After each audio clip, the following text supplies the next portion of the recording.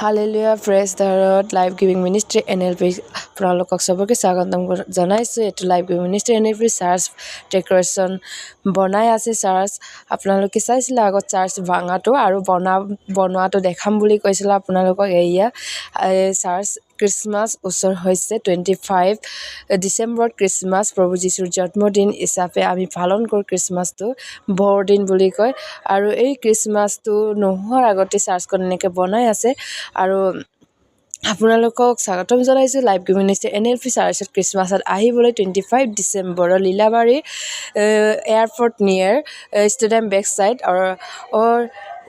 Youth ল'ৰা ছোৱালী বুলিবলৈ নাই, চবেই আমি এনেকুৱা গীৰ্জাৰ কাৰণে কাম কৰি আছোঁ চ' আপোনালোকে চাৰ্চৰ কাৰণে যদি আমি যিটো কাম চলি আছে চাৰ্চৰ কাৰণে যদি দান যিকোনো দিব বিচাৰে আপোনালোকে মেছেজ কৰিব, কমেণ্ট কৰিব। যদি সহায় কৰিব বিচাৰে ঈশ্বৰে যে আপোনালোকক আশীৰ্বাদ কৰিব।